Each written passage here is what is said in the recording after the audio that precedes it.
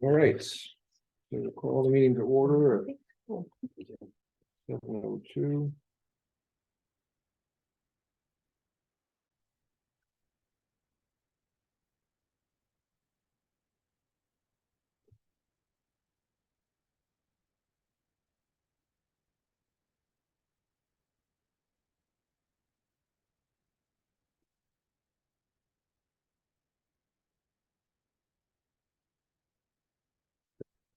Here.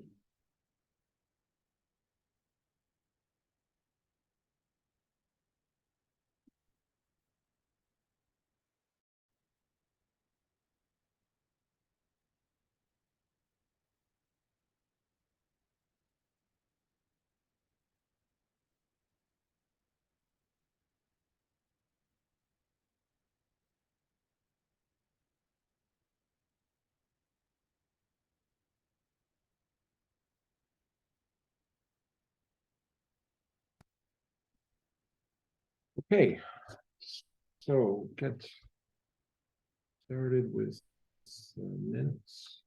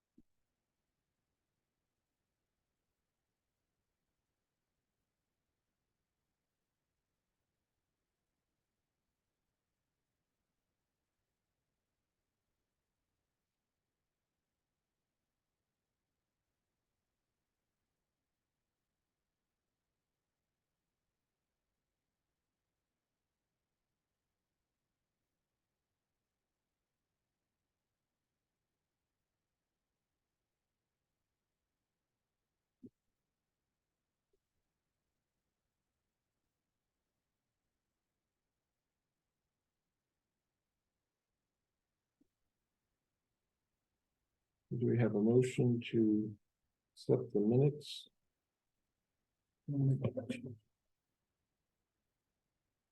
I'll second it.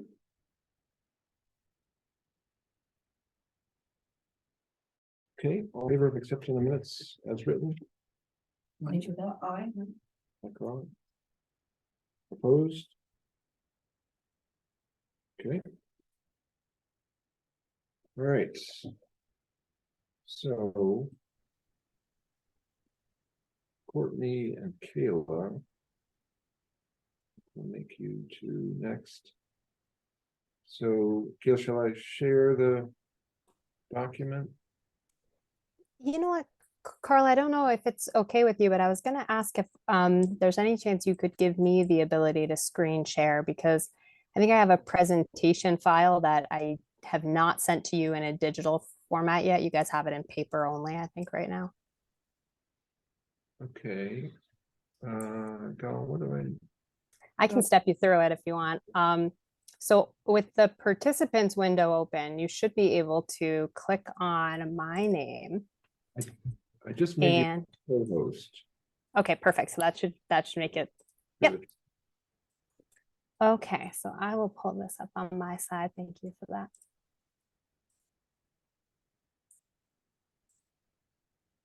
And Adam, we've got a full complement tonight, so you'll remain an alternate for voting purposes tonight. Thanks. Okay, so let me ask, is everybody seeing this screen up with something other than faces right now? Yes. All right, perfect. So if it's okay with you, I'll just jump into things, and I'm going to start by introducing Courtney, who is in the room with you guys tonight. I'm sorry that I can't be there, but Courtney is another planner at the North Country Council, and she has been working behind the scenes on this draft with me in January quite a bit. And so she is familiar with it, but she's also there basically so we have another set of ears in the room in case technology or something gets funny. We have somebody there, and she's also making recordings so that we'll have good notes to make any revisions that come out of things. So if you guys are wondering. Come on up closer. Okay. Perfect. There's a table here. Right. We can move the table up for you. Okay, we're good. Awesome. So what I wanted to do is so you guys all are aware, I'm going to sort of frame it up for everybody, but I think on Friday, we were able to get you guys a draft of the master plan, our first pass at it. And I know that I've received some comments from at least one of your planning board members. From Adam, I received some written comments, and I'll talk about those as we're working our way through. But in the meantime, I wanted to sort of let you guys know that I kind of put together this presentation so that we have something else to frame things than just sort of scrolling through the document, which can get a little unwieldy. Not that it's a giant document, but that it's not tiny either. And I'm going to sort of battle the light that I seem to be fighting here because it is sunset time where I am. But so what I have here is kind of a high level presentation where I'm going to go over some pieces to just frame out the goals and how we got to where we are today with the plan. You guys know more than anything, interrupt me along the way. And then at the end, I wanted to make sure we have plenty of time to talk about where people are at in their review of the comments, thoughts you guys have, and sort of talk about where we go from here in getting this draft to the place where you all feel good about it and we're ready for a public hearing on March 1st. So with that being said, I will kind of jump right in for us. So I always like to kind of set the stage on what we're going to talk about tonight. So I'm going to hit on five sort of pieces of this.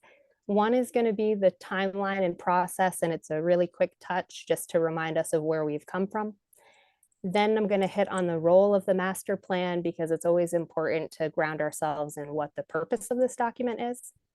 Then I'm going to go a little bit into the sections that we have of the plan, which sections, chapters, I kind of use them interchangeably. The format of it, so why you see what information where and how it kind of comes together in our mind's eye. And then the flow of it. And then I'm going to hone in a bit on the goals because I think it's something I've said to you all before. Master plans a lot of them are information. A lot of them are community thoughts and aspirations, but the real meat of them comes in the goals and the action items and policies and what you want to do with them, right? And so I'll focus on those and make sure we take a little bit of time to look at those. And then I'm going to talk a bit about the last chapter of the plan, which is a section called that implementation approach, because it's a little different. And I want to make sure everyone gets a good feeling of what's in that section and why it sort of is as it is. So sounds good to you guys. That's how we'll kick things off. And then anything else that comes up along the way, you grab me and we'll do. Great, thanks. All right. So hopping right in. We kicked this thing off, if we can believe it, in July of 2021. And I know that for everybody, the past 3 years have been a little bit of a time warp for everyone. But so it's interesting to think back that we are about a year and a half into when we first sort of met each other and started on this project of working to update your 2014 master plan. We kicked things off with outreach because the goal of outreach is to hear from people early so that we can hear from them in a way that we're not already down any road before we hear from the community at large about their thoughts. So we spent the first few months doing outreach. If you guys remember, we did a survey. We had 3 opportunities for people to share their thoughts as they were participating in other community events like the town square fair or the chicken barbecue that's held in association with it, or just doing their daily, weekly business, right? Going to the transfer station, because that's a lot of where we all come together, right? When we're just trying to get things done. We then use that to launch into our research and discussion sections or time together. And we did this in kind of two pushes because we took a little bit of a break as you guys worked through some other stuff going on in town, and we picked the master plan back up. But what we did there is we tried to sort of talk through what we found out in our outreach and engagement pieces. And then we moved through kind of topic by topic in the plan to talk about what the vision seemed to sound like from what we were hearing and what we'd sort of read in the 2014 plan. We then talked through our land use section as kind of the main meat of things in our first push in the fall of 2021.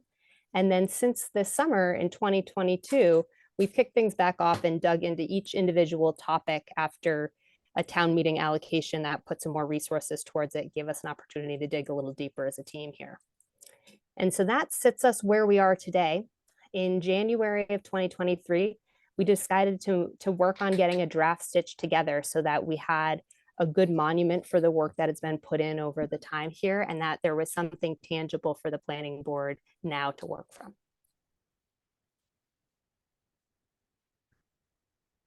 So the update process itself, we hit on a handful of chapters so far in this plan. We worked on, I said, a vision, looked at land use, economic development, transportation, and natural resources very specifically in the plan. We kind of always try and do this wheel approach to things, or I do when it comes to planning and with planning boards, where we try and do research, outreach, and discussion with the boards all together so that we're using the board discussions to really frame where we want to go with the plan, but we're taking the outreach we heard from people, be it at meetings or be it during our outreach opportunities early on. In the research we can see in the data, there's a very, very robust amount of data out there through the state and the Census Bureau and other places that we were able to put to play. And so the goal is always to sort of be doing all of these three things at once, right? Is to be thinking about what you've heard, be thinking about what the numbers tell us, and then be talking about what that really feels like as a board and in your community. In our outreach process overall, like I said, we did a few in-person events and we also did a survey. We had 108 responses to the survey and 39 people shared their thoughts with us at one of those in-person events. So this is our grounding and kind of what the purpose of the master plan is. And in the draft, you'll see this written about in our introduction section. It's a New Hampshire state statute that enables communities to complete master plans, and the RSA itself number is in there. 674-2 is really what gives the purpose to a planning board to prepare this master plan. And the goal of it is to guide future growth, land use, and development in the community in a way that reaches the goals of the community and make sure that there's good opportunities for everyone to continue to make that community their home. It's important to remember that it's not a regulatory document. It doesn't by itself require anyone to do anything. What it does is it suggests a lot of ways you can reach what we generally heard as a community shared vision for the future. It looks at those visions and those goals and tries to figure out how you do it, but it can be the basis for land use regulations. Any way you regulate land in a community has to align with your master plan. But the order of them is a master plan first and then regulations which are supported by it. They don't necessarily require, sorry, I'm stumbling over this one, but your master plan doesn't need you to regulate anything, and it by itself does not regulate anything. It can create the basis, like the playing field for regulations you might choose to put in place. It can give you a good idea of how you might think about changing regulations you have today to better align with the goals, but it doesn't by itself regulate. By itself, what it does is it tries to collect community input and identify aspirations for the future. It tries to do this by doing a really big picture look, right? And it's supposed to be based on the input of the community members. And the real sort of one of the things I think is sort of most important to think about, what does a master plan do, is a master plan can be in some ways a roadmap on how to reach your goals. And sometimes it can be a playbook for what to do when you don't know what to do in a situation. It can help your decision makers at the municipal level think about where their priorities should be based on what the thoughts of the community were and how it was collected in the master plan. So on the right, we have a little bit of a colorful graphic because those are always nice to bring attention to things. Oftentimes the master plan is used to guide local decisions and help keep your decision makers, your voters, your boards, all sort of accountable to this vision you have together. It can help guide your budgets and capital improvement plans. It can set the stage for changes or improvements to any ways that you regulate land. It can help you guys access grant funds. And it can also jumpstart just a community campaign about goodwill, honestly, right? A shared vision and goal is a good way to start bringing people together to talk about what you share in common and what does it mean to be the community of Dalton. All right, so now we're going to get into the meat of the plan and less into the why do we plan. So the sections of the plan, and these are the chapters you'll see throughout it, we start with the vision statement, which, if you were listening to me the last couple of minutes, probably makes sense because the vision statement is this goal for the future. And all of the goals that come after it in the plan, all the discussion in all of the chapters should all be working towards this statement of what will Dalton be in the future if it does things the way the community hopes. And that vision statement in the plan, we pull front and center. We put it right there on the second page, really clear because it's the main piece, it's the main unifier for what comes next. We then have an introduction section that talks a little bit about who the community of Dalton is. There's some demographic information in there, which is information about where people live, how much they earn. We also have some information in there just about master planning in general and what we've done here, what our process has been. Some of the things I've spoken through in the last few slides come from your introduction. And then we go into those topics we talked about, right? We have a chapter dedicated to each one of them: land use, natural resources, economic development, transportation, and the way we're going to approach implementation. Sections, it's a way to organize, sections are kind of a way to organize the plan like chapters, but it's interesting to think that a lot of these things interrelate to each other, right? Sometimes it's very, very rare that you're thinking only about, say, economic development. You tend to be thinking about it alongside natural resources or alongside what's going on with your land use or how people are moving around in transportation. When we're living in a community, all these things are sort of occurring at the same time. But for the purpose of a plan, we have to divide them out a bit, but they are very, very interconnected. The format we use for this plan is pretty consistent across chapters, and the goal of that is to make it a bit of a predictable document for people. Inside of each one of those chapters, we do a little bit of an introduction on what is this topic and what do we know about it. And then following the same sort of view we pull the goals, the policies, and the actions up front. I have been a planner for long enough that I've written a handful of plans, and a lot of times we bury those goals and things in the back, and it doesn't always seem right to me. So in your plan, I decided to put my money where my mouth was and pull them right up forward and say, make it clear right in the beginning when we start talking about the chapters where we're going. It then is followed by two sections that support those goals: the existing conditions, which is a little bit more of a research style look at things, and then input and analysis. And this is where we collected and tried to reflect on what we heard in the outreach process, and then what happened in the planning board discussions and what we kind of know in the planning field and sort of that analysis portion. The existing conditions, together with that input and analysis section, support those goals that we come up with and we pull up front there. Some of the chapters are slightly different from this. There's some maps and stuff in land in natural resources because there's a lot of interesting information to look at visually in there. Land use has some slightly different discussions to it just because we look at what the land uses are today and what future land use might be, which is a little bit of a different flavor. But most of all, you'll find them to be pretty consistent across the chapters. The flow of the document, like I said, we pulled those goals right forward into the beginning of the plan. All of the goals from the whole plan are pulled all the way forward into the introduction of the document so that if you're looking for them, you can see them all in one place. But then in each one of the chapters or sections we have of the plan, we line them up to support, to be supported by the data and the input and analysis that come after them. From there, one of the things that shows up a couple times as well are these action items. So you see them in each one of the chapters, right, listed under the goals. Each goal has actions and or policies that kind of would help move that forward as a starting point.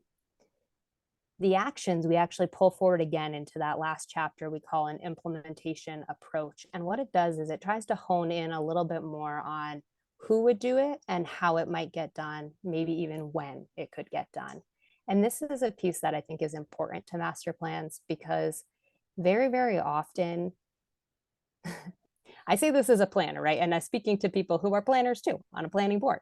And what I'll say is sometimes we have the best ideas and 2 or 3 years later we go, now what were we going to do about that? And we're scratching our heads, or we're not quite sure where to launch or how to start or who does it. Very often we'll say the town should do something, but who at the town would do that? Who's responsible for it? Who isn't responsible for it? And where is sort of the right place to get it done?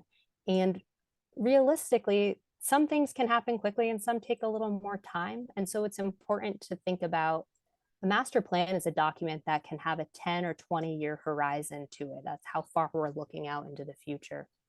So in that implementation section, we look a little bit about how that is going to work with time to break it up a little bit and get it to this place where it doesn't feel like 30 something items. Yeah. So you're welcome to come up closer if you want. Sorry, go ahead, Gail. Well, that's all right. And let me know if I'm too quiet or anybody needs me to speak up or anything. We'll do our best. I got the volume turned all the way up. Okay, well, I'll be loud. All right, so here, now we're going to get into the meat of what is in the plan. And this is actually comes straight out of the introduction of the plan. Like I said, we pulled all those goals right to the very start so that a master plan is an interesting thing. Some people really love them and they'll read them start to finish. But my goal is always to make sure that even if somebody picks it up and they only look at the introduction and they flip through the first few pages, I want them to get a feel for where you're headed as a community. So we pulled all of this forward into the introduction and grouped all the goals together. I color coded because it helps me break things up. But what you'll see here is there's 5 main areas where we have goals for the community. 4 of them line up very clearly with the topics we discussed, which makes perfect sense. And one of them, the one at the top here, community connection goals, is a little bit more broad reaching. And that is one that comes almost exclusively out of the discussion and input I heard throughout this process from you all and from the community at large. There is a really strong, I got a very strong sense that the connection and tight-knit nature of Dalton is a huge asset and something that is a little bit thorny, maybe with some of going on, and maybe has felt like volunteerism has fallen off or that community connection waned a little.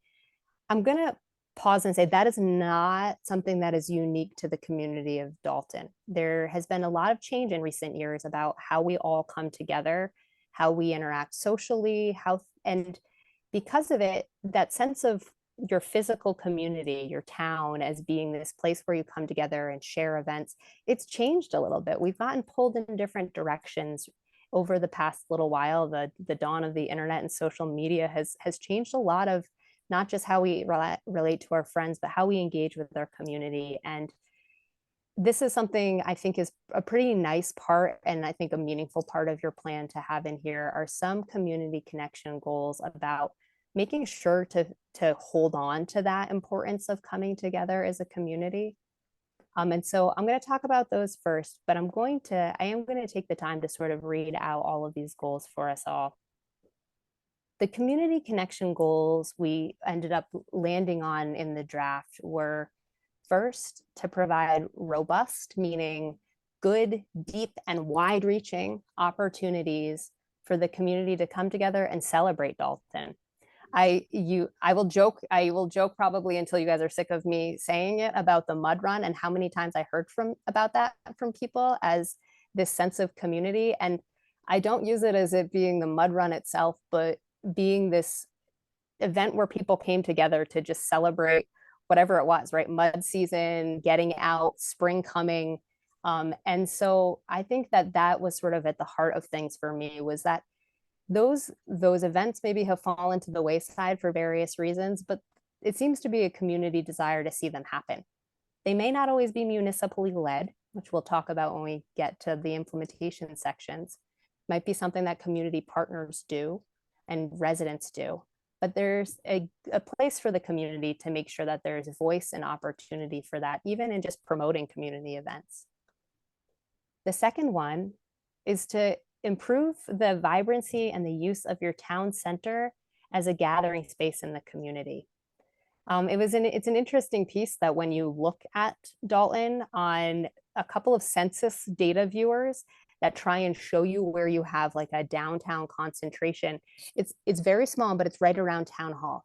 And the board, we all talked quite a bit about that as being a gathering space that's central in the community, and trying to sort of lean into that more and try and create the opportunities for people to use the space in the town center, be it town hall itself or outside, for community events and gatherings. The third one was to, and this is a continual goal, I think, of every community everywhere, increase civic connection.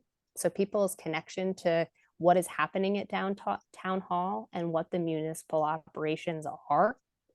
Transparency, right? To make sure that people don't feel like there are decisions being made behind closed doors, but that the things you're doing as a community are being talked about, like this meeting here, right? We're talking about it at a public meeting, making sure that that's visible to people and they know how to find it. And the third one is relationships, right? Volunteerism on boards, participating in community events, but increasing that sort of goodwill across the community. Those seem to be the three big areas we caught as community connection goals. Land use goals. There's always this first one, I think, is one that I think is a classic goal. It's to ensure the orderly development of land within Dalton. That is, at its core, the whole point of watching land use, regulating it, incentivizing it, promoting it, whatever you choose to do with it, is to make sure that what's happening is happening in an orderly manner that the town can support, that the services needed can be provided, and that the development that's happening is happening in a way that follows course with Dalton's future.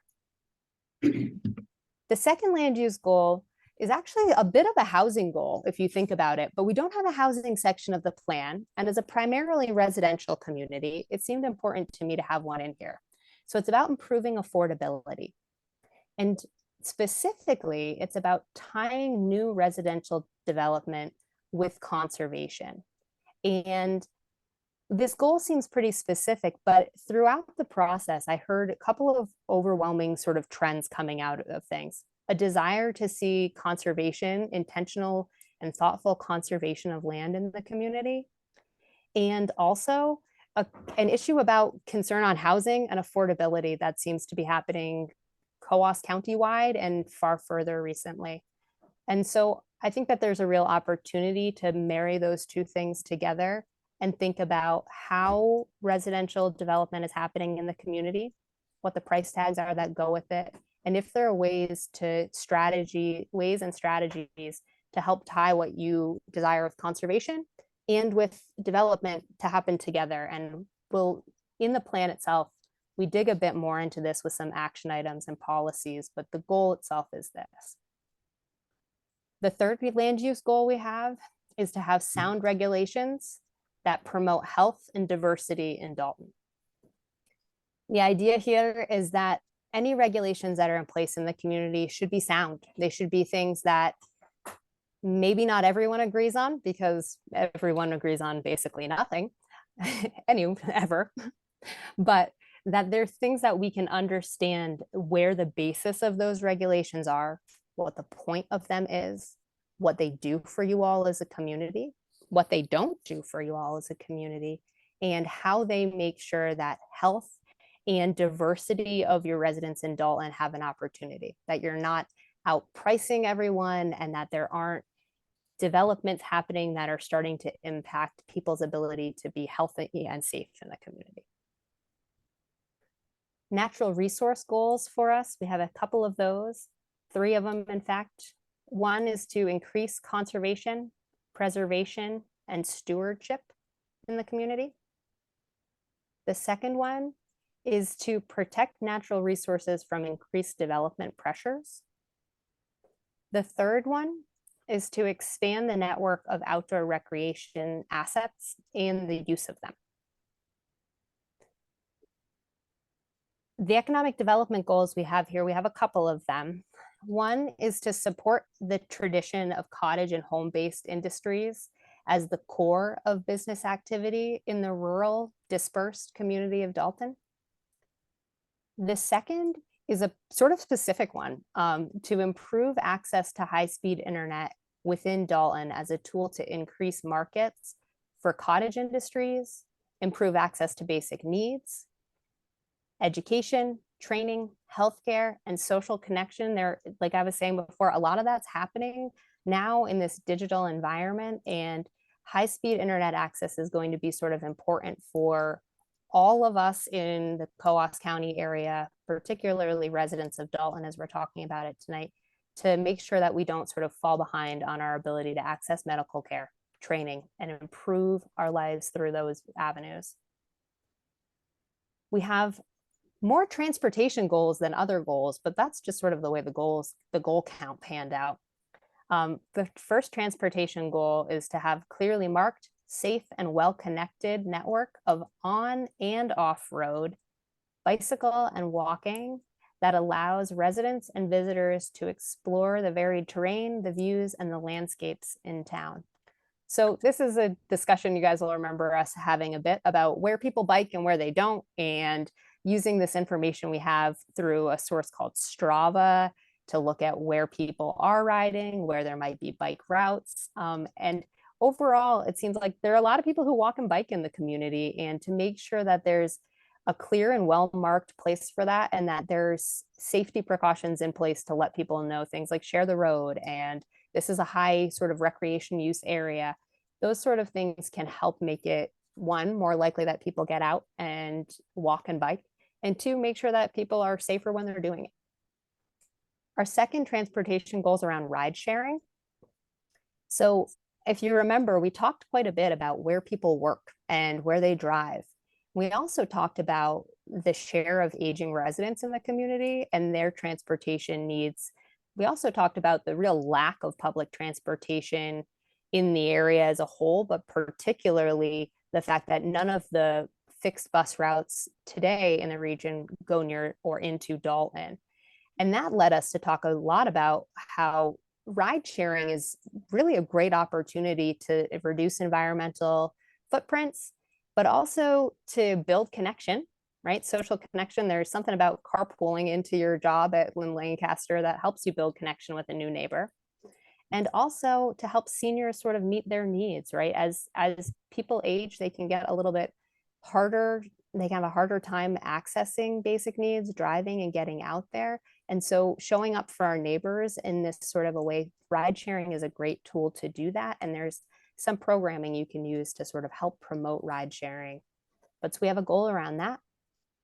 We also have a goal around improving and strengthening the network of local roads by better understanding and planning for the costs of roadway maintenance and betterment projects. So this is about the roads that are very squarely under local control. So your municipal town-owned roads. And the idea here is, in speaking, we talked a bit about the costs of road construction projects recently. They've been growing quickly, as most costs unfortunately have been in recent years. And by years, I really mean year and a half. And then also, I talked with your road agent, and we talked a bit about sort of the fact that because of that, budgets just don't go as far, right? And so there's a goal in here about understanding really sort of what is needed for maintenance and what the cost of that would be, so that you can start scheduling it out in advance a little bit better. Not that we're doing a poor job at it today, but it's an important goal to have, to keep an eye on that, especially when costs are changing. Our next one, and this is sort of a companion goal to that third goal, is around the state numbered routes and ones that are in shared sort of control, right? Where the state DOT potentially is in charge for repaving or betterment projects. And this goal is around participating in that process for regional and statewide engagement so you can advocate for changes and improvements to your state numbered highway system. There's a very strong mission and structure around transportation planning in New Hampshire, and participating in it and what you want to advocate for on your roads is a great way to sort of see those resources come to your community. And the last one is around visually improving gateways into Dalton along the major routes. So as a bit of a bedroom community, right, one where people tend to be driving through on their way to something or coming in, you want to make sure that it has this welcoming entrance. And that was something that came out of the outreach pieces we heard, but then built on in discussion with you all. So overall, this puts forward 16 goal areas in the master plan. The purpose of them is to try and catch those aspirations for the future. And this is sort of what we have for those goals. I'm going to pause there and just see if anyone has any comments or thoughts they want to give right now.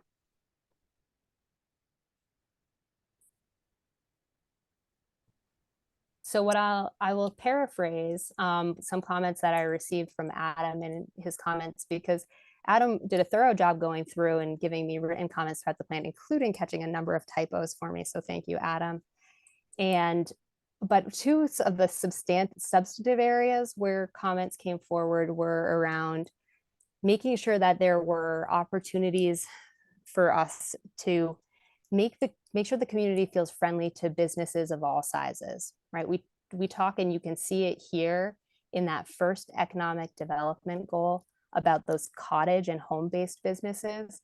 But an interesting and important point is that it may not just be those types of businesses that come into the community and feel appropriate. So he wanted to make sure that the plan was widened a little bit to sound a little bit friendlier, and making sure that we weren't excluding different types of businesses to say these should be here.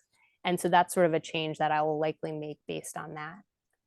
And then the second substantive piece, because it relates to the goals, so it's easy to fold those pieces in here for you guys, is around being a little bit clearer about what the appropriate and inappropriate sightings would be for some heavier industrial uses in town, right? Making sure that we're not inappropriately calling out areas to be suitable for heavy industry if they're not for reasons. All right. So with that, we'll move on to that. I have one question. Kayla, this is Gal. How are you? I'm good. Hey.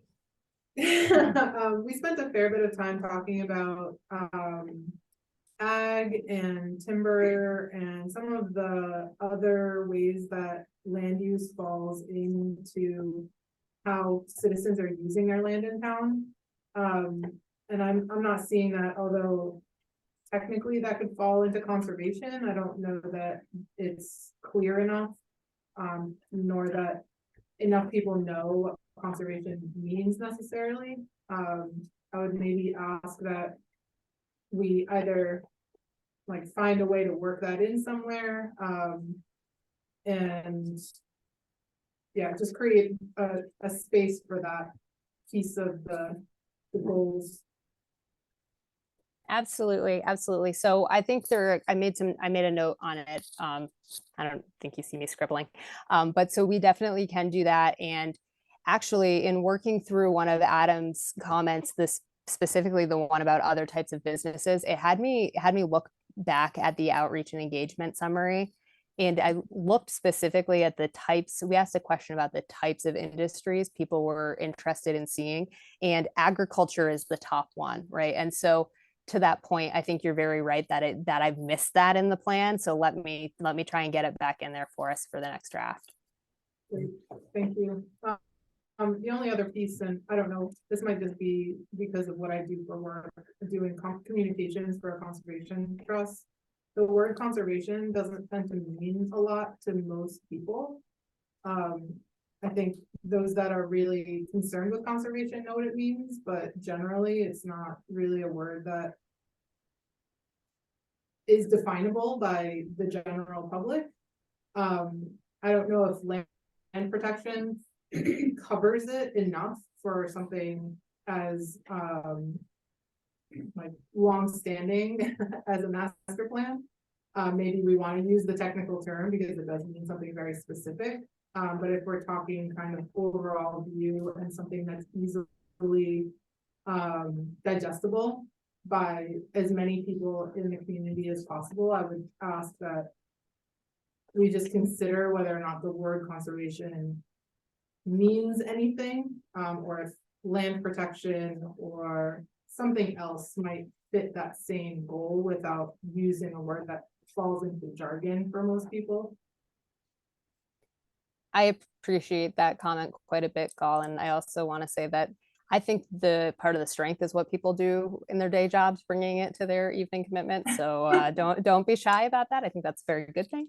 And I hear you. And I hear you on that. And I would be very happy to use land protection instead. I'd also be really happy to put a little call out box in here too that also kind of defines these things in the natural resource section. You tell me what you think is best. I'm going to defer to you as the person who knows far more about conservation than I do. Yeah, I mean, in my work, I use the words land protection pretty readily. I think it sort of mostly covers what conservation means. It's not a perfect fit.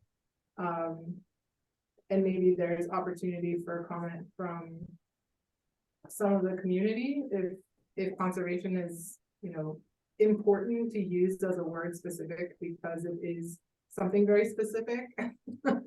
Or if land protection kind of fits what we're talking about in this instance. Well, I have a thought. This is Ron. I'm over on Harriman Road. And I think, first of all, I just want to say thank you to everybody who's taken part in creating this. I'm a new guy in town and have been busy getting settled over the last couple of years. And I'm finally able to get my head above water and contribute to the best of my ability. And I just quick contribution to say, first of all, thank you for everything you've done so far. And the only thing I want to say is, defining our terms is of vital importance if we're to communicate anything to ourselves, others, and the greater community. So I have no problem with the word conservation. And, on Harriman Road, there's a lot of open land. I'd like to conserve the spirit of, the vibe of low-income housing. Sounds great, but I don't want to have, 400 unit apartments on Harriman Road, which we probably could handle, but that's not, I'd like to conserve, so I think we should define that term, which I think encompasses not only land development, but the spirit, the ethos of the community itself. And, so I guess I'm all in for the word conservation. Let's just define our terms and continue to do the good work that I see so far in the PDF or the presentation here. Hey, Ron, appreciate your comments. You haven't been on before, but typically we have chat only for folks that aren't on the board. Excuse me. No problem. Just wanted to clarify that. But again, thanks for your participation.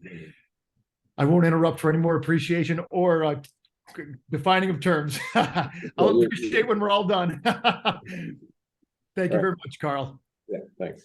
So another thing that we talked about in economic development, I think was more of an opportunity rather than a goal, was that encouraging businesses that would leverage the recreational opportunities. So things like there's a pretty good snowmobile network in town. Bicycle networks are being used to have recreational businesses in Littleton and Whitefield and surrounding communities.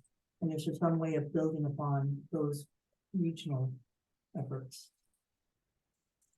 Jo Beth, I think that's a great point. And I think I even know where I need to flush that out more, because I think it basically live under that goal number 3 in natural resources around increasing our recreational assets and the use of them, but specifically having like a policy or an action item under there that really hits that opportunity point you just made, I think is a way that we can make sure that's like front and center. Okay. Great. Thanks. All right. So now I also am a big fan of defining terms, which is why we have this slide, because I often think about how goals come together, how they're reached, and what it means to have a policy or an action item underneath them. And so I wanted to sort of take this slide as a moment to say, what are these things? How are they different from each other? And how do you use them? So a goal is a high level, future looking statement that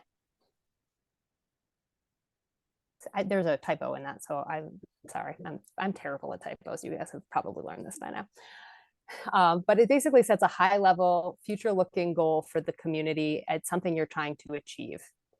It's supposed to expand upon that vision statement, like I've said a couple of times now, I think.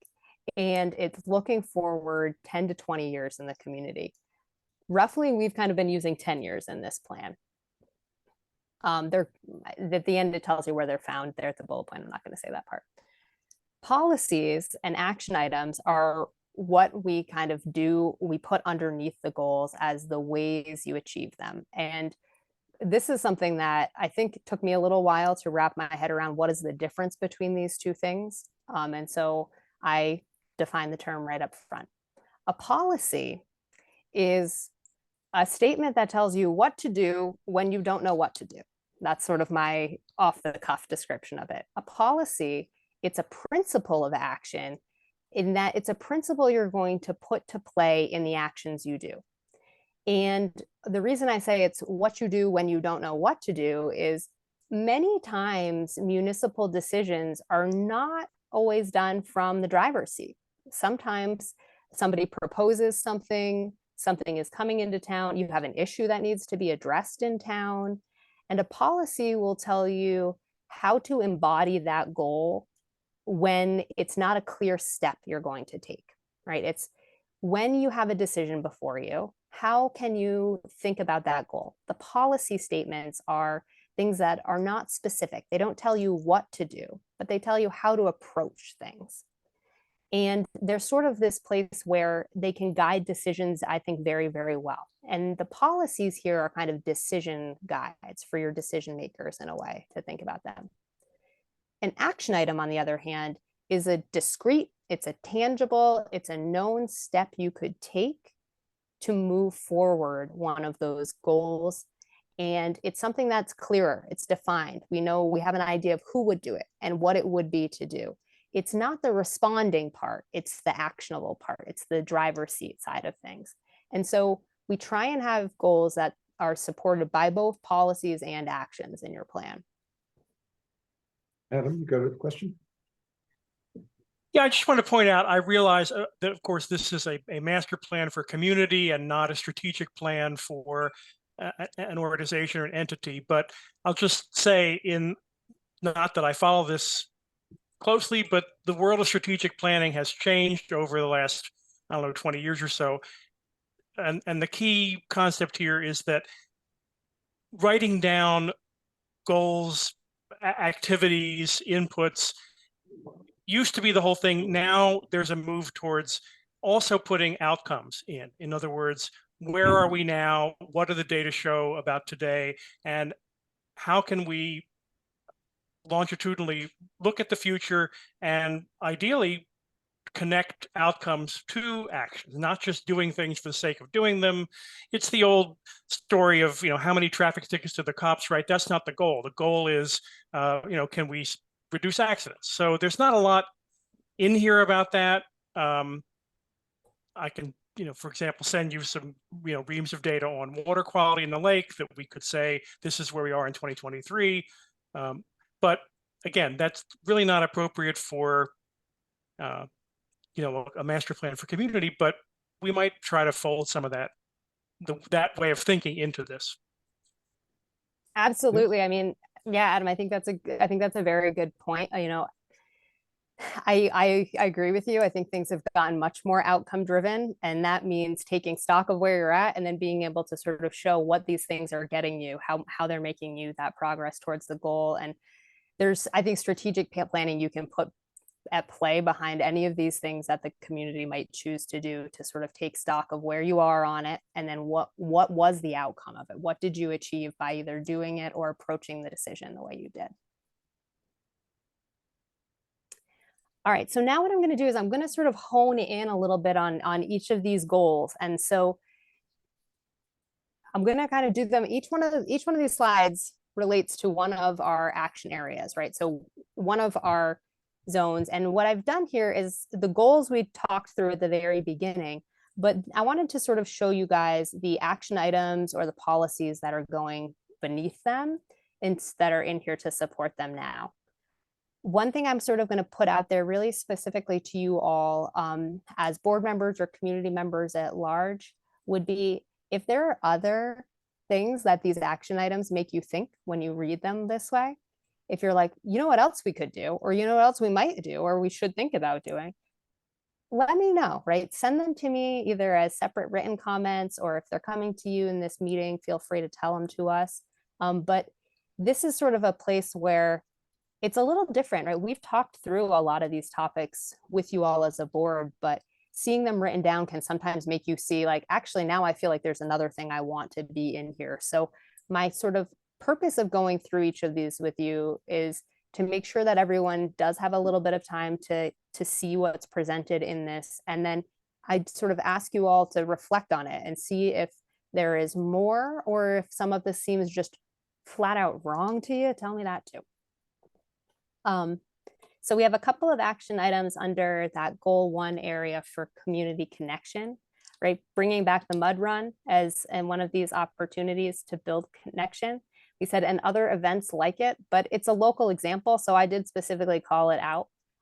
It's not the only one though. There are other things that happen, right? Penguin plunges, all sorts of different things you can do as these sort of community events that are often led by residents and volunteer groups in the community. They tend to not be led by the municipality themselves.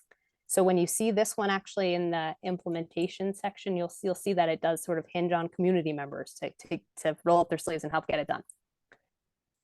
The second one is aligned with our thoughts on that town center piece, right? And it's exploring the additional opportunities you might have to host and provide space for community events in the town center area and at your parks and natural resources areas like your river access points, the Forest Lake State Park. And this is sort of one that can come from both sides, right? You as a community, the municipality could put out a call for events to try and support and help out with. You could also just let it be known that, you know, you'd like to start holding a community event and let's try and dream one up together, but you'd make the space of town hall available, right? Different ways to a couple of ways to approach that piece there. Our second goal was around that vibrancy and use of town center. We have an action specifically in investing in public spaces in and around your town center to improve its vibrancy and sense of community. So that can be really little stuff or it can be big stuff, right? You could work on trying to improve the outdoor space at the town hall if you want it to be more of a community gathering place or a place people come together to play or picnic or something. It could be things like lighting in that area of town, perhaps. It could also be things like doing a pop-up where you actually sort of work with the right of way in the street to paint and change what the pavement looks like so it feels a little bit more like a town center where you'd walk across the street when things like Town Square Fair are happening. So some of the word invest can be scary. It doesn't always necessarily mean high cost items, right? Could be signage, could be spray paint, could be some planters. But some things to help sort of make it feel like that town center for you would be a way to, there's gravity in actions like this. When you start doing something little and you invite people to come and use the space, it'll slowly start to build that snowball, and the little pieces can make a big difference to making people feel welcomed into that space and like it's theirs to use as well. The second one is specifically around promoting the public space like town hall for those informal gatherings. I put it out there that it's something that you're welcome to do, right? Did you know you can use this space for this? That requires some decision making at the municipality, right? It's not as simple as just me saying that. It takes some decision making around what types of events you would have, but a lot of town halls, and you may do this now today, allow different groups to use the space and have a request form for it and have different sort of ways that they can manage that process and let people use it at the same time. we have a couple of actions here under that third goal around using the town website. This is that civic connection and transparency to share municipal materials. This is an action I've already think I've seen this board really put their heart behind in posting our discussion guides, making sure that you have the Zoom link up for your meetings, but continuing to do that, you know, it's a practice you've started. Keeping with that, I think will only help sort of improve that connection and transparency and relationships. Trust moves slowly. And so just continuing to keep with that as an action item to keep you on course. The last one under here is encouraging more residents, newcomers, and longtime locals to participate and volunteer by making sure you let people know when there are volunteer opportunities on your boards, right? You probably have a process for letting people, like your newest alternate member, having Adam join you, but letting people know where those opportunities are. If there are vacancies on the Conservation Commission or the Planning Board, letting people know where they can volunteer. Volunteering doesn't always just mean participating in boards though. So we want to think about things like the bio blitzes that were talked about with the Conservation Commission and show up in the natural resource section, letting people know when they're going to be and trying to promote the word on the town website and getting more people to show up and participate in them. More engagement in volunteer drivers and ride sharing, like we talked about. These are all sort of example steps that we came up with for actions that could help you move forward based on what we've discussed. I'm gonna stop and say they're not exhaustive, and really they're not meant to be. There are probably an endless number of ways that you could reflect on one of these goals and choose to step forward under it. But the idea of these was to take what we've discussed and what we know about communities and planning and try and say, where are some of the clearest steps forward for you guys? Yeah, that's great. Stupid question. What is a BioBlitz? All right. I learned about BioBlitzes from Nancy on your Conservation Commission. BioBlitzes are basically where they try and do like I'm going to botch this, and then Gall and people who know more will get this right, but I'm going to do the layman's attempt at it for us. Basically, the idea behind a BioBlitz is you take like an area, a parcel of land or a few parcels of land, but a specific area, and you come in with many hands and you try and identify as many plant species, animal species, habitat areas, unique environmental things there. And you try and basically, they call them a blitz, in this idea that a bunch of hands come in and you try and do everything at once quickly on a targeted area to sort of understand what are the resources that are on that site, what's special about it, what's unique, what is not suitable for development, what is suitable for development, what should be protected. And that's what a BioBlitz is. How'd I do? Gall? Pretty good. So does this mean just sort of storming some person's private property and looking for toads No. and stuff like that? Yeah, they're usually organized as like a citizen science project, and so a lot of times they happen on conserved properties, but people do have them on their private properties. If So they're this was something invited, you want to invite, you would invite. okay, it's Yeah. not something somebody's gonna decide they're gonna. No, Oh, it's something that's. No, not like some formalized trespass campaign. No, it Yeah. certainly would be like an invited piece, but it would be basically getting more hands to come when they say, you know what, we want to do it here on this date, and these people try and get people who go to 6 people who go next time. Yeah, and so they focus on certain types of things, like a specific plant or a specific animal, or whatever it is. But yeah, it's mostly just to get people engaged in science on the ground. So this is also like on public lands, right? Not always, like I said, it depends. But you're not gonna like But no storm one's gonna- somebody's, no one's storm gonna- somebody's. Without an invitation. That would go over well with that. No, I would say I think this is probably something that happens on either town-owned land or land of a willing property owner. That's right.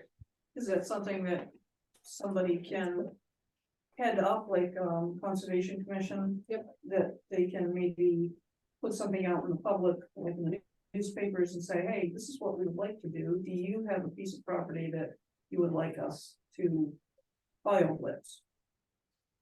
Yes, I think so. I actually think that's something that Nancy might have actually spoken about when I talked with your Conservation Commission members, was she has some ideas of places to do them, but you know, she would sort of be the charge leader on them, but would like to sort of be able to use it as a way to make sure people are learning more about what the natural resources are in Dalton, and encouraging, like Gall said, more sort of that citizen scientist brains to start to emerge. So like, say like, if I wanted to turn around and ask for a BioBlitz of our property, because we have all these different hawks and other animals that, you know, we're wanting to make sure we identify. Having a program like that, I'd be able to reach out. Yes, If the Conservation Commission is looking for properties, yeah, probably. okay, cool. All right, I'm going to flip slides to it for us. At least I think I'm going to flip slides. Hold on. There we go. Now I'm going to flip slides.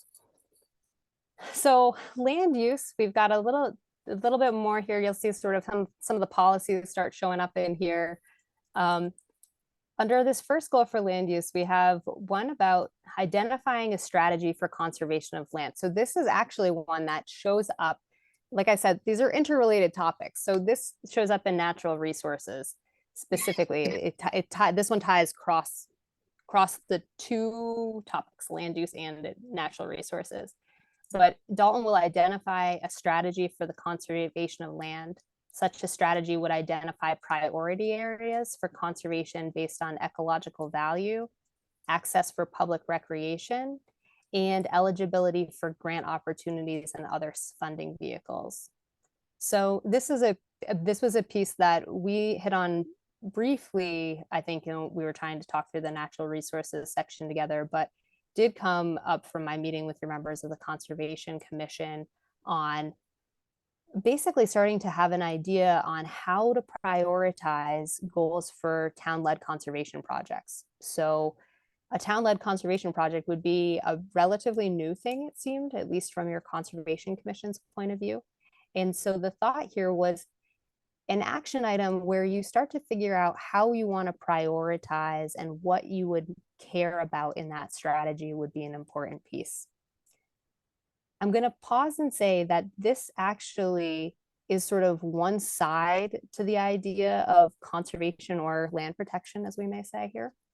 The other side of it comes down in these land use actions under goal 2, the first two actions there. Those have the side that catches regulations. So I think there's sort of two ways I look at land protection in this draft. And one is municipal efforts. So going out and looking for funding or willing landowners who might have an interest in conserving their property or seeing portions of it opened up to the public. That is sort of caught for me under this land use action 1.1. The land use actions on the other side of things, the less town-led actions, go more towards how you guys regulate land. And so the pieces you'll see under that goal 2, those first two, look at ways that you could amend your subdivision regulations. And so there's a piece in here on conservation and cluster subdivisions. So that land use action 2.1 reads, audit the Dalton subdivision regulations to identify barriers to cost-efficient subdivisions and explore ways to encourage development cited with consideration of natural resources like conservation or cluster subdivisions. So the thought here is that from a land protection point of view, you can pursue conservation easements on land that feels particularly meaningful to the community for one reason or another. And on the other side of it, on the private property side, you can encourage land to be subdivided in ways that it thinks about those. So that there's sort of some simple ways to do that, right? But some of them are thinking about what counts as developable land in minimum lot sizes. It's looking at things like steepness of slopes, wetland areas, poor soils versus prime soils, and what the conditions of the site really are, and then working within those conditions to figure out where you would put development that might be coming to that parcel. And so I wanted to sort of just call out that these two sort of work at it from two different angles. Back to under goal number one, our second action is to utilize a capital improvement planning process to identify needed investments in municipal assets like town hall, road, fire, police, EMS, and transfer station needs. So I know you guys do a capital improvement process now, and I don't think that we've had sort of the opportunity to dig into what gets caught in that and what doesn't. But one thing that came along the way is that it's important to sort of always be planning and looking for what is needed in these pieces quite a decent amount out. And a capital improvement planning process is an important way to do that. Planning boards can get involved in that. CIP is what we call them in the planning world process, to sort of help encourage that budgeting to think about reaching some of these goals. So if there's goals around signage and ways to improve biker safety on roads that you're starting to sort of think about in your capital improvement planning, what is the cost of those road signs? And, you know, is it 2 or 3 years out? When would we be doing that? Typically, CIP items are for really big, costly ticket items, but I think folding in what's needed on municipal maintenance of pieces and things is an important thing to not lose track of. Sometimes communities can fall into a spot where maintenance falls to the wayside for so long that it's important to start looking at how you make sure your assets today stay solid for you and continue to sort of get tweaked and improved based on where you want to be as a community. The policies under this one are a little bit, well, they're to ensure land regulation in Dalton provides reasonable and realistic opportunities for the development of workforce housing. This is one that is in here because honestly, it's very important to have. So there's a state statute in New Hampshire that has been put in place since your last master plan was done that requires every community to provide these reasonable and realistic opportunities for workforce housing.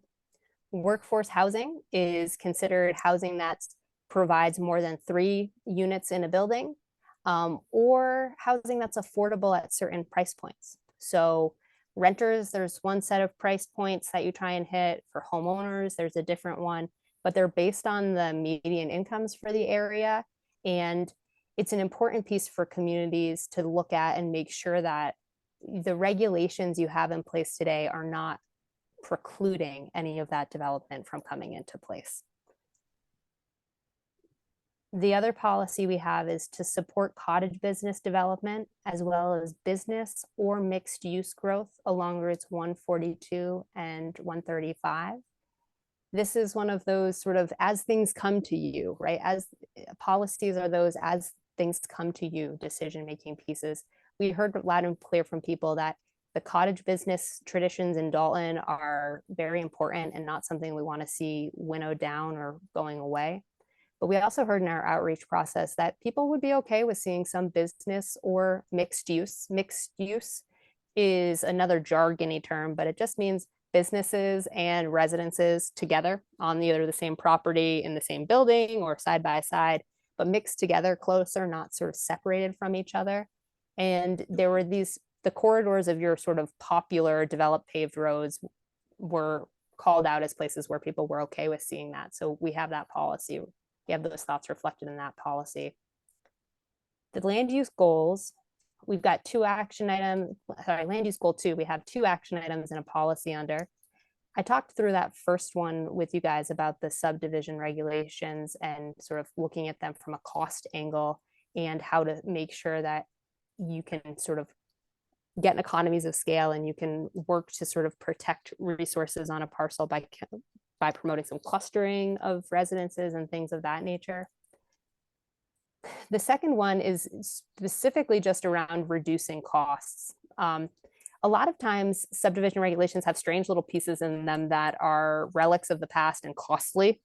Things like the width of a road that needs to be built, or whether or not you have to build a road after so many home lots are built. These are all the sort of things that strangely add up to more expensive housing quicker than you think. They have bigger impact than one would imagine on the cost of the land underneath the house. And so it's important to sort of look at those and make sure that the regulations you have today, you know really what the purpose of any sort of requirements in them are, and that you think about, are there ways to have more flexibility that wouldn't change the nature of how development shows up, but would let people maybe do it in a little bit more efficient ways. Some of those things are things like, one of the usual suspects is like frontage. Requirements on lots having a certain amount of frontage on a road in regulations, or even a minimum lot size can sometimes lead to those kind of pieces. And important to just every now and then and reevaluate. And I think it's a decent to do that next future planning horizon, the next 10 years or so for you guys. Yep, good point. We have a policy under here about encouraging housing that meets the economic needs of the workforce and to preserve the economic diversity and meet the requirements of that workforce housing statute. So that's ones that are sort of nail on the head for making sure that those opportunities are there, that you're complying with the state statute. But more than meeting the state statute, you're going to the sort of bigger piece behind it, which is making sure that the workforce of the region is not priced out of the community, that it can be, everyone has sort of a fair shake at being a resident of Dalton. Our third land use goal is to have sound regulations that promote health and diversity of development in the community. There's a couple of policies here and no known action items. So not anything specific we'd say this is sort of your first step to take here, but it's more of a mindset approach, right? It's to continually evaluate the interests of your citizens and the impact that your regulations you have today have on those private properties. Regulations should always be supported by the community and reflect the history of property owner autonomy that seems to be so strong in Dalton. And so the piece here is the policy is really to keep a pulse on that, right? Like that's a lot of words to say, keep a pulse on that community and citizen interest, and continue to look at that back and forth, reflecting on how you guys regulate land today and how do you sort of make sure that anything that's in place that you propose new, that you propose to get rid of, or that you propose to change is based in sort of supporting those values and that you're taking the pulse of the community when you do it. And the last one is to educate property owners and residents on the roles and the purpose of master planning and land use regulations so that you have informed decision making in the community. It's funny, you know, it's funny to think about it because you guys are on a planning board and so you think about this quite a bit. I think about this quite a bit more than I should. And you start to realize that master planning is something that can seem a little mystifying to people. It can seem maybe a little bit heavy-handed sometimes, and people really don't always know why you're doing it. And I think the importance is really, the take-home message is it's important to value and encourage more citizens to understand why we do what we do in planning and to encourage them to sort of be part of that decision-making. The more they know, the better informed they are when they're making decisions. And that goes for all of us. That goes for me, it goes for you on a board, and it goes for your voters as well.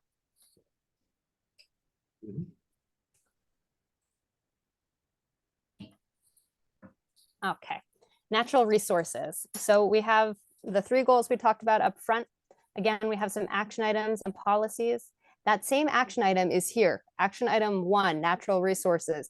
It is identical to land use action item 1. And I just really couldn't decide where to put it. I probably 3 times went to delete it out of one place and not the other. And then I left it in for both. And I wanted to ask you guys where you wanted to see this action item. It could stay in both, and we could put a little note saying this also appears in land use, or it could get pulled from land use and show up here. It seemed to me to tie so strongly to both. I couldn't pull the trigger either way. So you guys let me know either now or in comments if you think one is sufficient or if you'd like to see it stay in both places. The second action item under here is to complete periodic natural resource inventories. So natural resource inventories, NRIs, are that listing of what is where. And it's important to sort of continue to complete them periodically so that you have informed conservation efforts and to make sure that there's transparency when you're setting priorities for land conservation or protection. Knowing those inventories, having them fresh is going to give you a good basis for decisions you might make. This was something that came out of conversation with your Conservation Commission. They're actually working on an update to natural resource inventory now, but it's something that sort of you want to do periodically in different parts of town and over time as things change. The policy we have under here is just that improved access and understanding to the natural resources for property owners and residents will help everyone be better stewards. And so we always want to kind of encourage stewardship of natural resources and the land we all depend on. Our second goal, we have one action item under, and this is specific around protecting natural resources from development pressures. And it's exploring ways to promote natural resource protection through that subdivision review process. I mentioned this before, like I said, these relate across topic, right?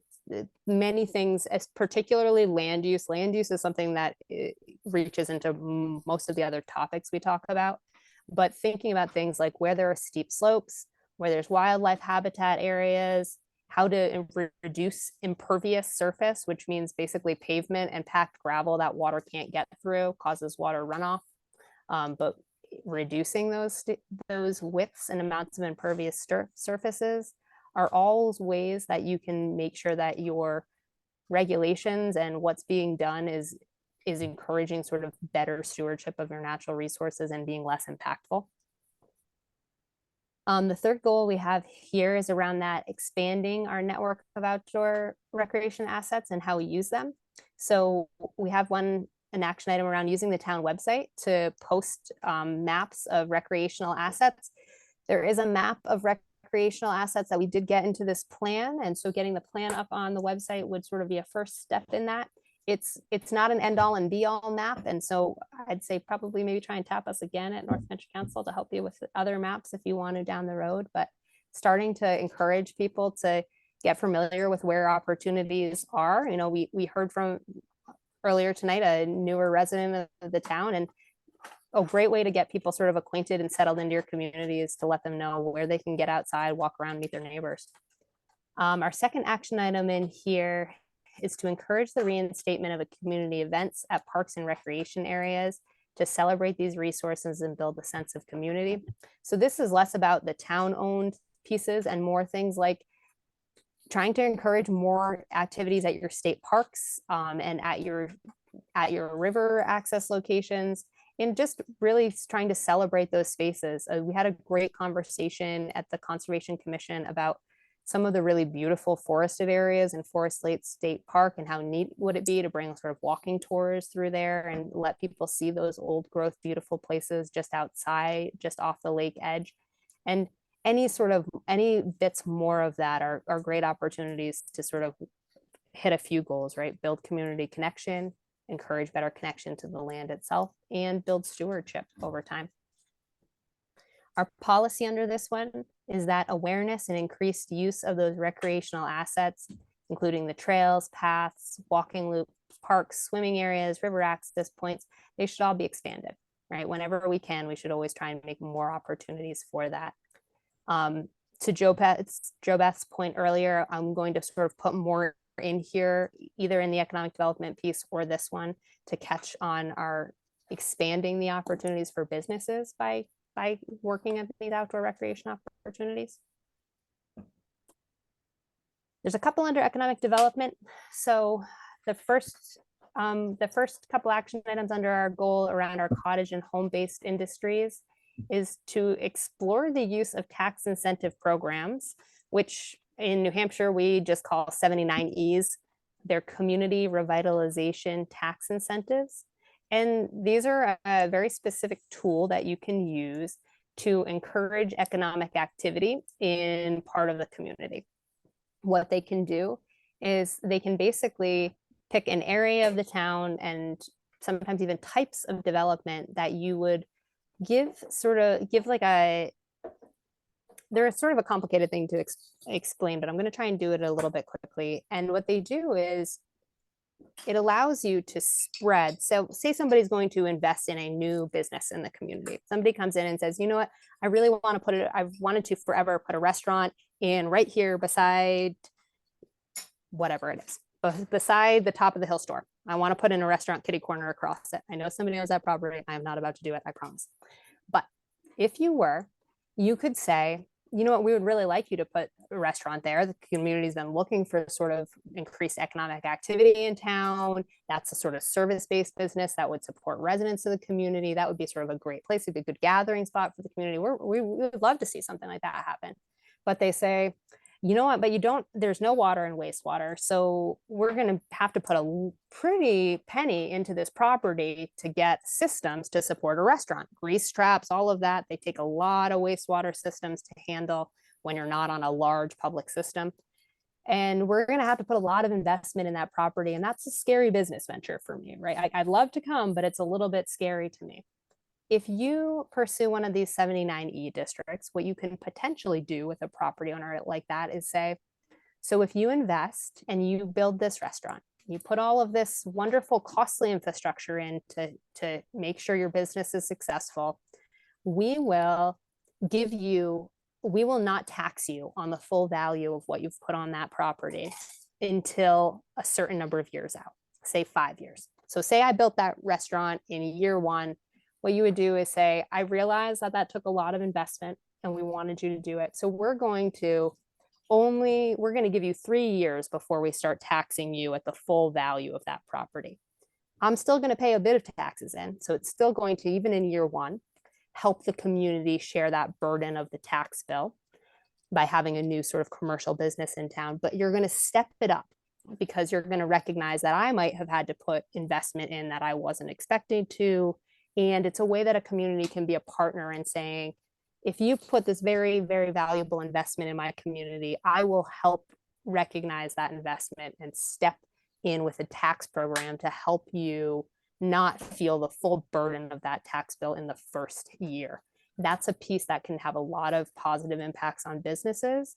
This is a program that gets put in place in a lot of communities, North Country communities, but many across New Hampshire. It's one that takes some manpower to work on. And so implementation approach, you will see that it's a decision to be made in the community. The program has to be, supported and adopted, but then it also has to be administered. So it's a decision to make. It's not something we're saying you must do, but exploring it and seeing if it's something that would be of interest, maybe not this year, but maybe a few years down the road is something that we think would be a good step for the community. The second one is engaging with a partner. You've got a very strong business lending partner in Coos County. It's called the Coos County Economic Development Corporation. And they are a community-based nonprofit business lender that works with businesses in Coos County who cannot access bank funding because they're new, because it's a questionable business. It doesn't have a long track record, like a lot of outdoor recreation businesses don't. But what it does is they can provide technical assistance to businesses. They can help with business planning. They can usually even pay for that without having to charge the businesses through grants. And they also are a lender. So what they can do is they can come in where a bank says no to a small business. Very often an economic development corporation like Coos EDC will come in and can offer lending to a business to help them expand, improve their operations, or do something more in the community.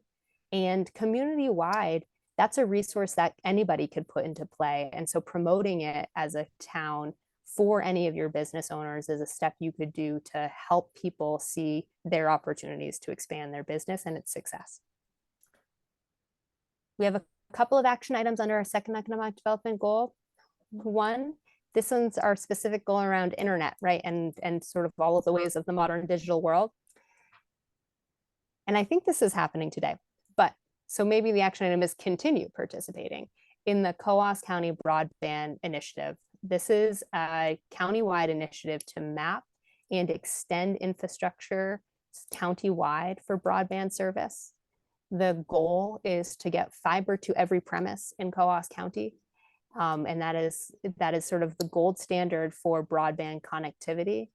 And this initiative has a committee that's been working across the county for a while now to start on mapping and understanding where that network needs to be built out, who has what levels of connection and service where, and participating in that larger planning group is a really important way to make sure that you guys keep your pulse right on making sure that Dalton is one of the communities whose needs are clearly represented there, that doesn't have blind spots.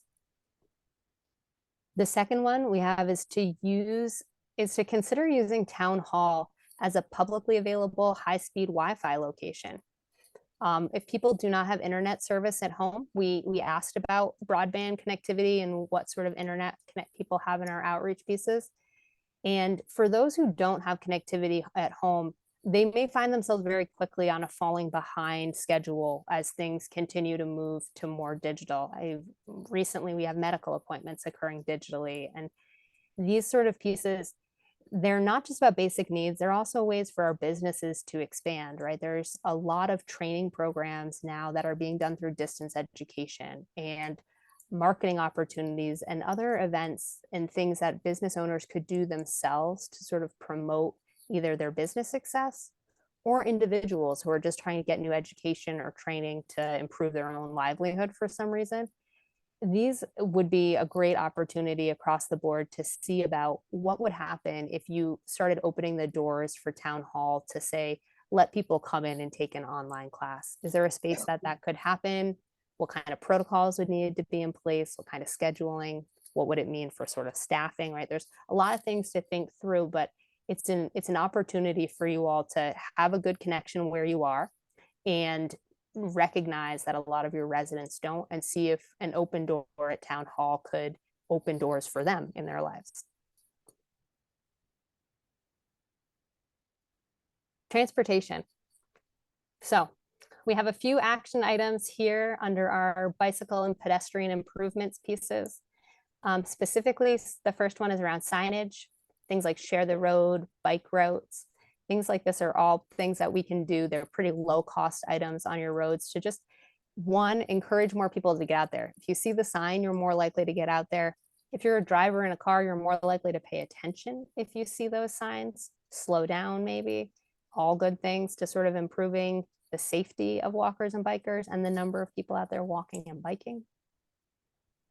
Our second action item is to advocate for improved bike and pedestrian facilities along those major corridors. Those are typically your state aid roadways, right? Like 135, 142. Things like designated bike lanes or bike routes, sharrows, which are those markings that sort of show you on the pavement as a little reminder that bikes might be in the road with you, are all things that New Hampshire DOT puts in place based on a couple of their sort of traditional planning processes. And these are described there in that 10-year plan and transportation alternative programs. But advocating for those through that DOT planning process is a great way to start sort of seeing those show up with very little or no cost to the community. They're state-owned highways, they're their responsibility, and they have these known funding streams that are used to sort of promote what you want to see. So there's an opportunity to do it there. We also, this comes off of the conversation that we had about the rail trails. We want to encourage the use of the unused rail corridors for that multimodal transportation. There's two benefits to that, as we heard from the wonderful woman whose name I cannot remember anymore, about the fact that this sort of has twofold benefits to it. It preserves the rail bed for future rail use, maybe in the future. And in the meantime, it gives people a great way to get out and connect off the road and move around. So the action in there is to encourage that and support those efforts.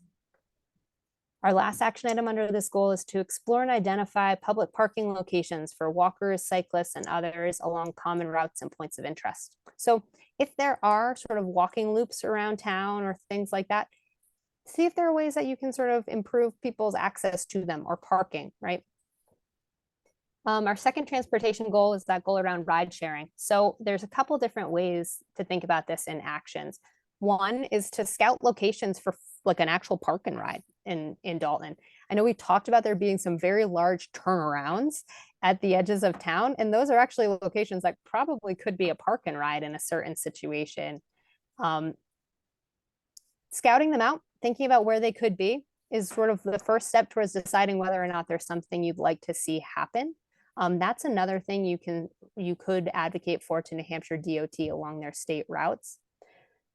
You could also think about sort of informal park and rides, right? Like if there's a parking area somewhere, like for example at Town Hall, letting people park there for the day to then carpool somewhere else is sometimes as simple as just letting people know you're not going to tow the car if they leave it there, or that there's a decent place or where they should park to be out of the way.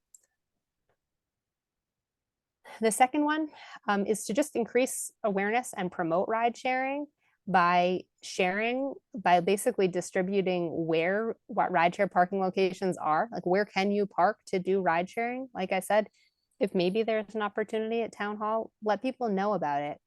Also, the idea of just putting up a rideshare board at the town office for people to hang a flyer saying, I'm looking for a ride, or I'd be willing to give a ride, seems like a little piece, and it is, but a drop in the bucket starts things going. And the third one is to encourage more residents to be volunteer drivers through that very specific Tri-County CAP. CAP stands for Community Action Program. They are a nonprofit in the region. And they run a volunteer driver program that helps seniors and people with mobility challenges get to appointments and basic needs. And promoting that program as a great way to sort of help out your neighbors is a great way to sort of just spur a couple more drivers to come on board in town. Under goal 3, right, this is our one about improving and bettering the local roads. The first action item is to start putting a healthy contingency budget into the cost for road work items. We are in an uncertain cost and budget time right now, and because of it, having healthy contingencies built into those projects is going to be important to seeing them go forward.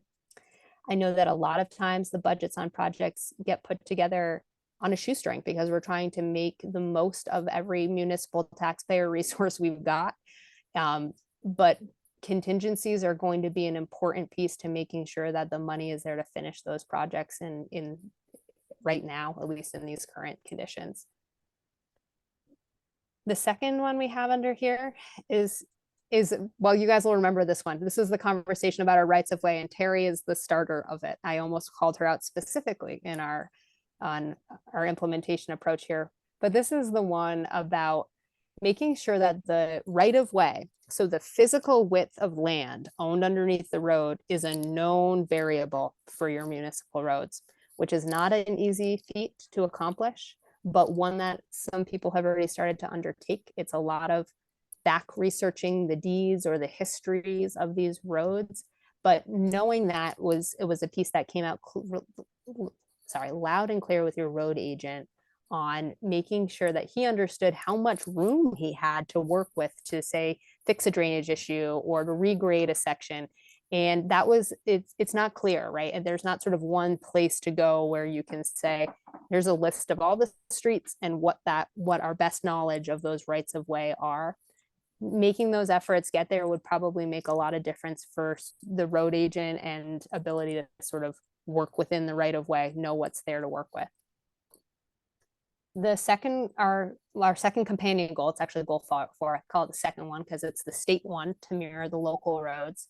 The action item here is to participate with us more, which is self-serving because it's nice to see you all and members of the community. But really what it is that at the Regional Planning Commission, the Regional Planning Commission is part of that formal New Hampshire Department of Transportation funding process through our TAC committee, Transportation Advisory Committee. The way New Hampshire DOT works with balancing all of the needs of different sections across is to use this regional system to have real project value ranked scored and even the initial engineering sometimes done at the regional level with the regional planning commissions. The TAC members, who are members of the communities who are members of North Country Council, so all 50 of our communities are invited to have a TAC member, they get to vote on which projects are the most important for the region to move forward. So being on that committee is a great way to advocate for your projects and other projects in neighboring towns that would have a positive impact on you. The second action item we have here is to integrate the transportation network improvements, including equipment needs, into Dalton's capital planning process and ensure that the road agent and people like the New Hampshire DOT district engineer in the area are able to sort of give input on that process, that you're asking sort of what their needs are and how we can sort of be planning for them. The next action item under here is to advocate for improvements to the state aid highway system through that 10-year plan process and the regional transportation improvement plan and specific funding opportunities within them. Like I said, the 10-year plan is a constant process that's done over and over again. It's a revolving 10-year plan door, right? 10 years is always just looking forward 10 more, 10 more, 10 more every 2 years. And they have, that's sort of their biggest parent program, but underneath it, there's a regional transportation improvement program that gets developed. There are specific projects around things like those transportation alternative programs, the bike and pedestrian programs, highway safety, congestion mitigation, which probably doesn't have a lot of play in Dalton. That's for sort of very tight congested areas, lots of traffic issues. But there are specific funding streams that come from the Federal Highway Administration through the New Hampshire DOT and really starting to integrate what you guys need into their processes, and advocating for those is important. Oh, skipping ahead. So our transportation goal number 5 is those gateway improvements. And our first action would be to explore the opportunities to create signage or improvements along your Connecticut River Scenic Byway. Route 135 is a designated scenic byway, and there's a lot of tourism that actually follows those byways as people get out and drive and explore. And so anything you can do to sort of create signage or improvements along that is a positive way to sort of capitalize on an asset in the community, and it'll help on that sort of gateway sense of place stuff. The second task here is a similar one, and this is specific to, there's a North Country Scenic Byways Committee, and that committee actually markets the byways as attractions and highlights the improvements that are made on them and what you can see along the way. Participating on those committees and engaging with them, they actually have funding available for you to put up markers, and they have an awards program to highlight improvements that are made along these roadways. All of these things are steps that are regional processes that happen, that working with them could give you opportunities to sort of improve those gateways. And the last one is I have to keep moving around this bar so I can see, sorry. Is to identify areas for more signage, lighting, and pull-off improvements to create welcoming entrances to Dalton for those traveling through. So we talked a little bit about how some of those large turnoff areas can also become sort of hotspots for poor activity because of their isolated nature and simple way to get to. But more signage, more lighting, and more improvements to those are ways to start to change the vision of them and to get them to be a little bit better looking, right? Improve those visual gateways. I even think there's an opportunity to see them maybe become a park and ride and something a little different, right? Marrying a couple of those transportation goals together. Okay. All right. So One question before you move on. Sorry. absolutely. Kind of pull us all the way back to land use. And I was reminded by some of the points in the economic development about grants and opportunities. There was a point where we talked about grant opportunities for improvement of aging housing stock. And that was tied to creating more affordable housing or just improving housing stock in Dalton that would allow for people to do it more easily, essentially, recognizing that the housing stock in the county generally is aging. Is that something that we could add as an action item? Absolutely, absolutely. And I remember that conversation well, and I'm sorry that I didn't get it in here on the first That's pass. okay. That's why we do this as a team. Thank you. Yep. All right. So the implementation approach, what is this thing and why do we have it in there, right? So this is the last chapter of your draft master plan.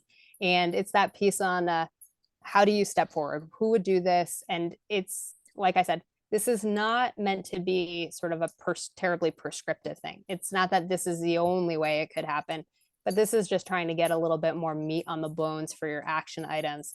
So in this chapter of the plan, you will see a table section, let's call it, like what you see under this economic development action 1.2. That's just the example I pulled in here. You'll see one of these for every one of the action items we just talked through. And what it'll do is it'll say who the potential responsible parties are, right? Who would be potentially on the line to get something like this done. It also talks about what assistance they might need. That assistance can be internal assistance, right? They might need assistance from another board or from town staff or from a community member. It could also be outside assistance you might need. You might need an expert to come in and help you do something or evaluate something. And then it has a timeline piece, which groups things in a couple of categories, right? Things are either short-term, midterm, or long-term. So either 1 to 3 years, 4 to 6 years, or more than 6 years. And the idea on this was to break it up into what are the low-hanging fruit? What are the easily achievable pieces or very important pieces? Those should be your short-term items. What might take a little more wrestling with to figure out? That's probably a midterm item. And what do you sort of feel like you're still kind of watching to see what needs to happen? Those are probably going to be your long-term items, along with things that might take either a heavy financial lift or a heavy sort of effort lift on the town. We push those out to sort of mid or long-term, assuming it's going to take a little while to build steam and get the resources to do them. And like I said, this is not supposed to be sort of the mandate of how to do it, but it's an idea of sort of what is needed. Because like I said, a lot of times we think the town will do it, but who with the town, right? Because there are a lot of faces, a lot of volunteers, a lot of community members, and sometimes the responsibility, it's not always clear sort of who would take that first step and who they'll lean on when they might do it.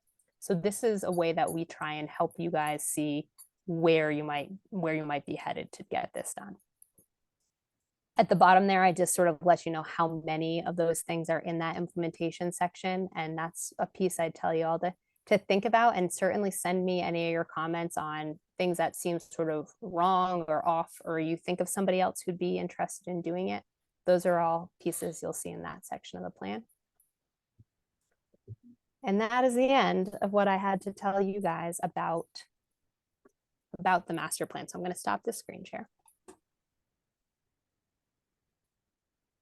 Great. Well, I certainly want to say thank you for pulling together a lot of information in a fairly short time to get it to this level. I think it's you know, a few comments here and there, obviously, but overall, it feels like a pretty solid document. Looks very good and shows, you know, all of these different pieces of work that have been done, you know, the last year and a half. So thank you for that. It's been my pleasure to be working with you guys on it. So I will always fill space with a voice. So I'm going to tell you guys quickly kind of what our next steps are. So what I was thinking is, a lot of times I know that I like to sit down and sort of look at a document, think through it, give some comments. We want to make sure you guys have time to do that. So I was thinking, if it works for you guys, if we could get comments by the beginning of next week, say shooting for like Monday. If you're a little late, I'm not going to throw out your comments. But within, let's sort of shoot for Monday or early next week to get Courtney and I back comments on things. And you can send them to me any which way you like. You could send me an email with bullet points. You can call me on the phone and tell me what you think. Or you could do the very high-tech savvy thing Adam did and add comments right into that PDF document. But you're welcome to go through and provide me as many detailed or as loosey-goosey comments as you can. Anything you're thinking, throw them at me and let me figure out what we're thinking about them for the next one. I'd ask to have those by early next week so we have time to sort of turn around the next draft. What I'll do with that, so that we all sort of see what we heard, what I heard, right? Because you all might not see each other's comments, is we'll put together a comment summary that goes through and highlights what we heard from, we're not going to attribute them to people, but we'll talk about the comments we heard and sort of how they were changed or what was done to reflect them, so that you can all look back and see what was adjusted and why. And then our real sort of pieces to do next will be to get that next draft ready, come together again and talk about it, and move for sort of the public hearing pieces. Okay. Are we sharing these drafts? This is on the Hold website. on a second. Great, thank you.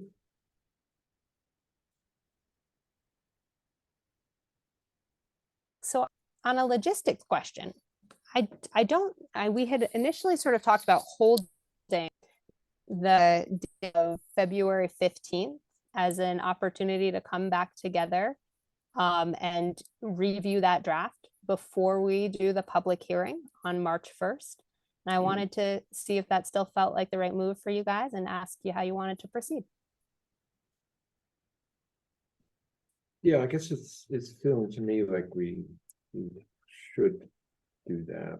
To give us a chance to, you a chance to roll the comments together and make adjustments, and then we can go through, more point by point on the changes as opposed to everything, as you did this time. So I think that makes sense. And then we're ready to post and have the public hearing on the first, as you said. It's the 15th, Wednesday. It is, yeah. Let's start up then. Get on them, you can see it.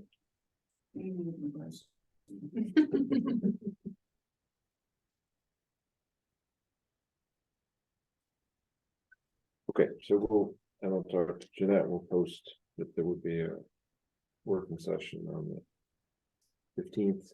And then, as Kayla said, any further comments beyond what we talked about tonight, we'll pass on to Kayla and Courtney and see what you come up with. All right, well, Great. thank you guys. Yeah, thank you for Thank you, Kayla. talking for 2 hours.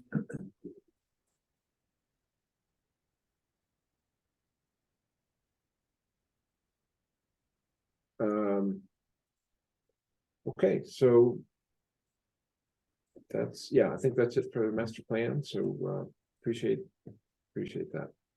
Thanks, Courtney, for coming out Yeah, no problem. bringing all the handouts. Okay, so the other thing we can talk about, so I think I have it up here that. So we have tomorrow night the public hearing in response to the Warren article to abolish us and the Conservation Commission. So we have some facts that have been assembled from Terry. Thanks for your historical digging. And let me see if I can find this one.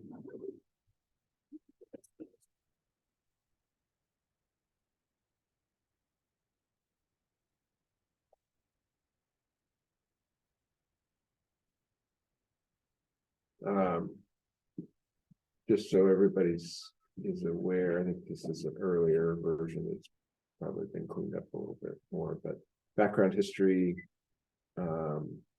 what happens to the community if the planning board is abolished.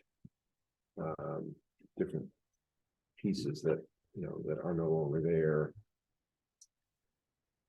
Focused around subdivision, also there's the floodplain insurance piece, the federal chunk that goes away for those that are in the floodplain. Master plan.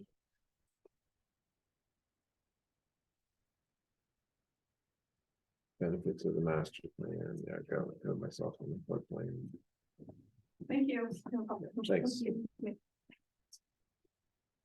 So these are some facts that will be out tomorrow night for people to receive. We'll speak to any of these things that are relevant.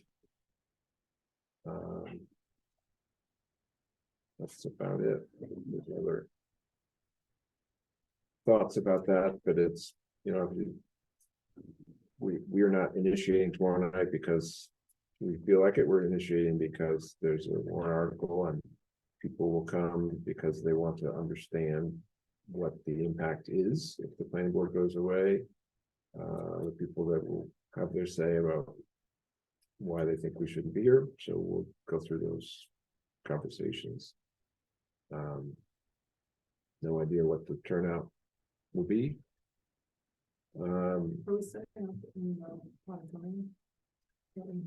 Yeah, so that's, I don't have any concept of. So we haven't posted this being on Zoom So, okay, in any of the notices, yeah. We haven't. Have not. Okay, but of my knowledge. got it. I think last month we talked about this, but it's one of the challenges is just managing that. mm.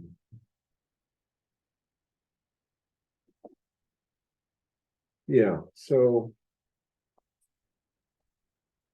I think, I mean, I don't know, I think people are gonna go to our planning board page to find it. We make all of our other meetings pretty much available by hybrid. If for no other way, but at least to listen. I've agreed to help at least run it. I don't know, I know we need to have a conversation about whether or not we wanna take comments from Zoom, or if it's just gonna be a way to listen in to the conversation, but I've moderated those discussions in the past and happy to make that a thing tomorrow, as long as there's equipment for me to use. yeah, so I guess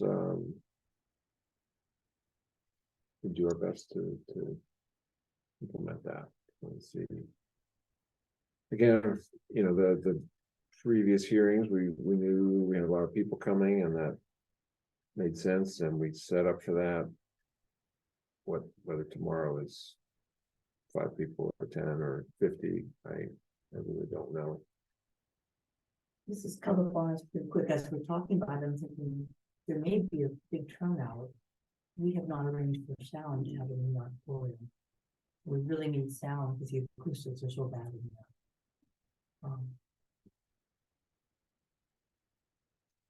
And it's probably too late to arrange for sound, isn't it? Steve? I'm kind of looking at you because you. I've got plans for the day tomorrow, so I wouldn't have time to set up. So. Yeah.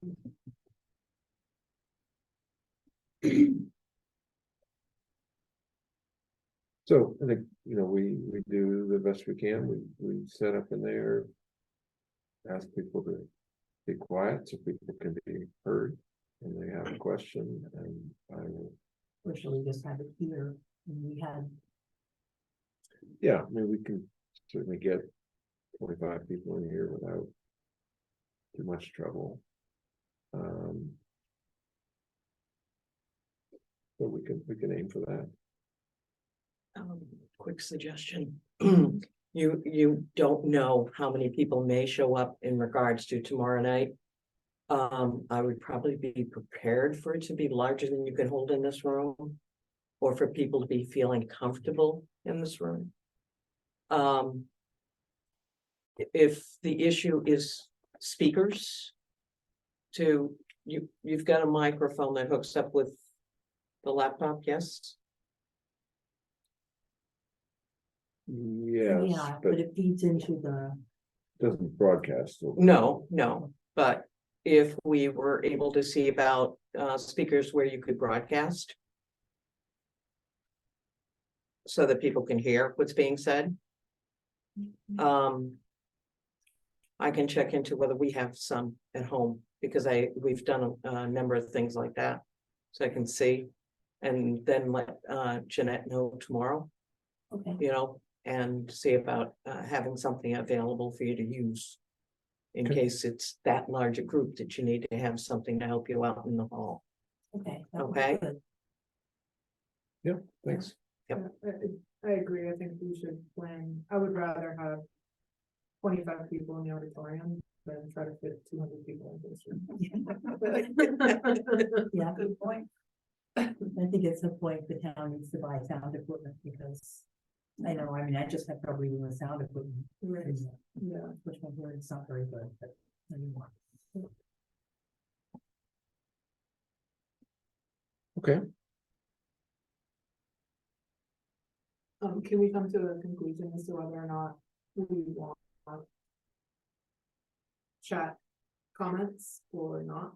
So that it's clear, and that way when, I think baseline, if we're gonna have a hybrid meeting, we need to set the rules for how people are able to participate, and maybe make that clear on the website as well, so that if we're saying no comments online, which I think is okay, we need to make sure that people know if they're gonna go to the website to get those details, like, if I have something I wanna say, I have to come in person, or maybe take a couple minutes and write an email, you know, make it possible for people to write in a comment that can be read if need be.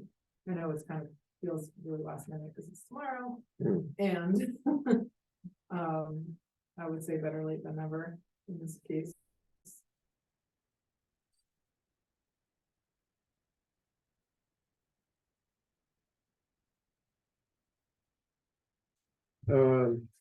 Yeah, so. Let's just say we will field chat comments and. So I'll talk to Jeanette tomorrow, we'll make sure the link is up. And that statement, That we will feel them. And they'll come to the moderator, right? So they won't be able to have the crosstalk. which Right. is not gonna- yeah, so go manage that and then just, when you get something, you pass it to me and. Yep. Yeah, offline, we should just work out when to get here so that Do we need to have set time to do that. parameters in terms of, you know, limiting comments to, Yeah, I'll work on the text piece to say okay, relevant, appropriate, etc. But and length as well, they need to be able to be read with, you know, within the time allotted to whoever's speaking in person, so if everybody's getting a minute, 3 minutes, whatever that number is, the Mhm. comment needs to be no longer than it would take to read that. those comments, what is a good time limit? I mean, I can't imagine reading something for more than a minute. Yeah, I'm thinking that's Um, pretty reasonable. yeah, and with an identifier, just like we would in person, so you need to make sure you identify yourself. Mhm. And where they're from.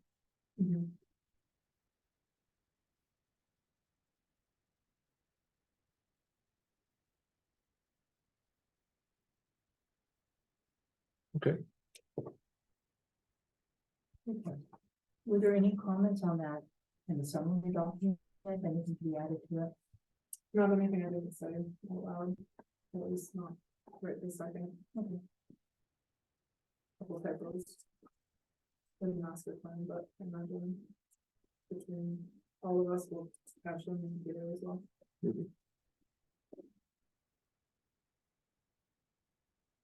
good. Okay, well, we're at 9:01. Go through what we need to go through. We have a motion to adjourn.